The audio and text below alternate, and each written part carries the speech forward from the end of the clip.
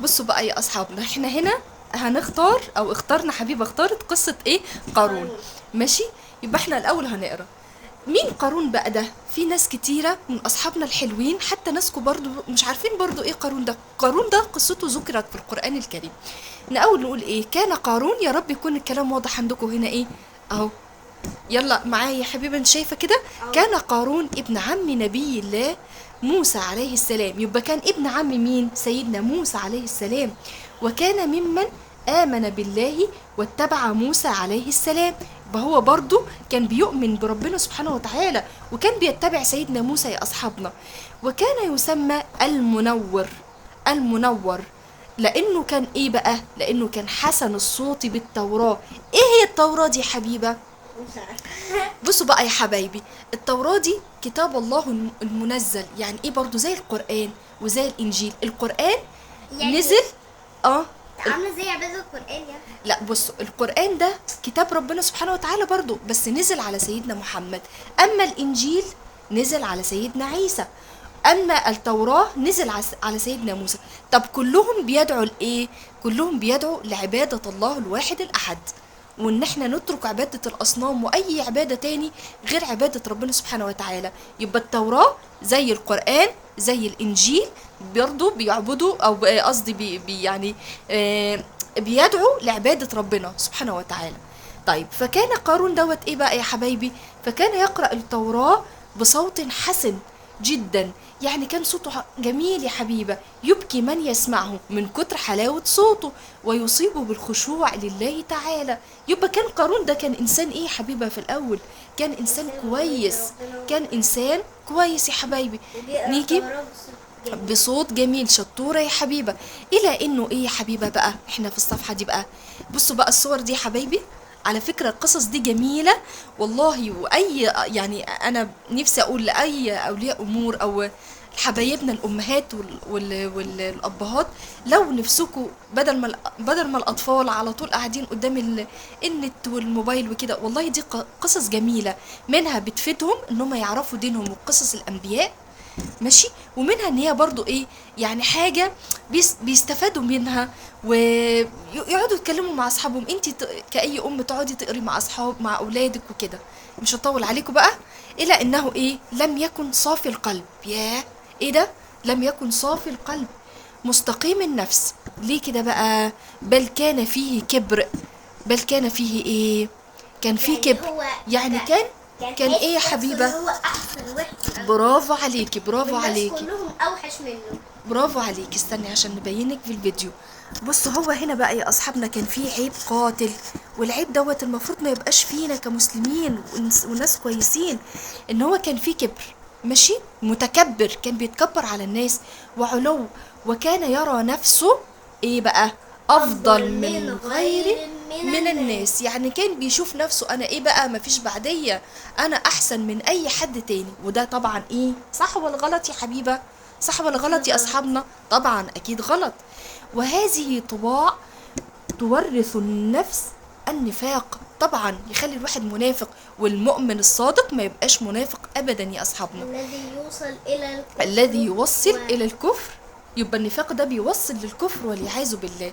يلا بقى نقرا الصفحه اللي بعديها. اقلبي بس اوعي تاكلي صفحه. ايوه شاطره. بصوا بقى، الله على الرسومات الجميله دي. انا والله كواحده كبيره بس بحب برضو القصص اللي فيها رسومات جميله دي كده، تخليني اقرا كده باستمتاع كده. هي دي كلها مفاتيح ولا ذهب؟ ايه نحوش دي كلها كده؟ مفاتيح ولا ذهب؟ دي كلها ايه بقى؟ دي مفاتيح. كلها مفاتيح. ما احنا اهو جايين، ما تحرقيش القصه بقى على اصحابنا. بص حبيبه، وكعادته كان قارون يحب الافتخار والخيلاء. يعني ايه يحب الافتخار والخيلاء؟ يعني يحب ايه؟ فاكرين احنا كده بالمثل البلدي يقولك ايه يا عم انت مالك كده بتتخيل ليه كده وعامل زي الخيل اللي ماشيه كده؟ الخيل زمان كان يحب ايه؟ يتمخطر. يعني ايه يتمخطر يا حبيبه؟ يعني الواحد بقى وهو مهندم بقى ولابس كده وجميل بقى ومتأنتك يحب يمشي يتمخطر بقى كده زي الخيل. هو كان كده بقى، يحب الافتخار بنفسه من كتر فلوسه والذهب بتاعه والكنوز بتاعته بقى. ويبص للمسلمين بطريقة وحشة. وكان يتكبر بماله، وده طبعا حرام، صح؟ فكان يرسل غلماني، الغلمان بتوعته اللي هم زي دول كده، اللي هم اللي هم الايه، الناس الخدام يعني بتوعته، ماشي. كان بيرسلهم لايه حبيبه بقى؟ مستحملين ازاي؟ ورجالي ده هيموتوا. من كتر التعب. كان يرسل غلمانه، بصي اصحابنا حنان، ورجالي قبل خروجه بمفاتيح خزائنه. يعني كان يروح بقى ايه، قبل ما هو يروح في اي حته يرسل الغلمان بتوعته اللي هم دول، ماشي، يا وهم جماعة، قبل ما هو يخرج. المفتاح محتاج 40 واحد عشان يفتح المفاتيح فعلا كانوا بيبقوا محتاجة. بصوا 40 بص قد واحد. ايه شايله. كان قبل ما يخرج يرسل الغلمان بتوعته عشان يشيلوا المفاتيح دي كل دي مفاتيح، ما بالك بقى بالخزاين يا عم، ما بالك.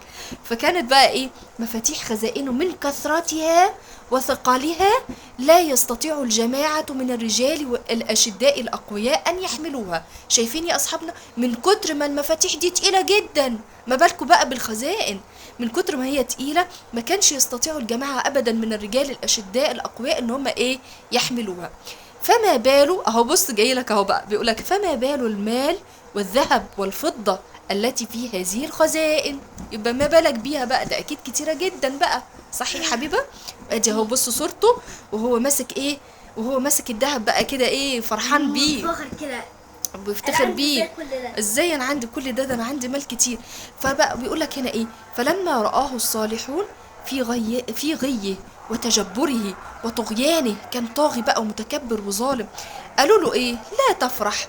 قالوا له ايه بقى يا حبيبه، قالوا ايه، قالوا لا قالوا له لا تفرح، ماشي، بما اتاك الله ولا تتكبر به.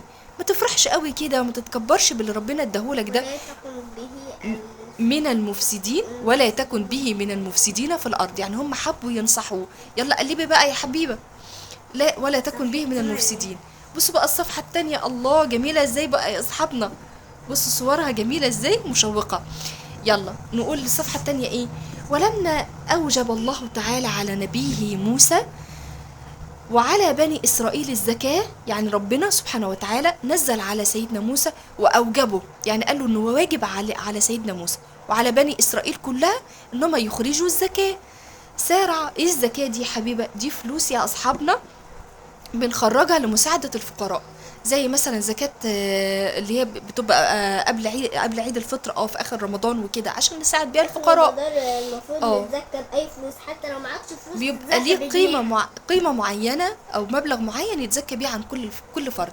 صرع المؤمنون منهم إلى أدائها، الناس الكويسين المؤمنين راحوا جريوا بسرعة عشان يؤدوا الزكاة بتاعتها. هو احنا لو ما وإعطائها دفعناش آخر أيام بتاعت رمضان الزكاة إيه اللي هيحصل؟ لا حرام، لازم طبعا ربنا كده يحاسبنا الصيام مش مقبول. كده، ربنا هيحاسبنا اللي احنا ما طلعناش الزكاة، وخصوصا وانت عندك استطاعة وقادر ان انت تطلع عشان غيرك من الفقراء. اهو سرعوا الى ادائها واعطائها الفقراء والمساكين والمحتاجين.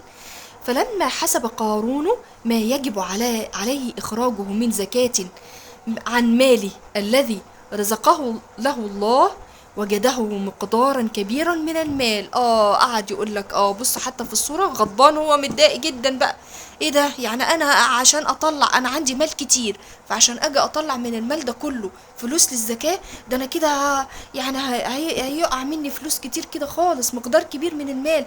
فبخل. اول حاجة عملها وحشة ان هو ايه يا حبيبة، بخل وعصى الله تعالى الذي رزقه هذا المال، وطبعا ده أصحابنا حرام طبعا.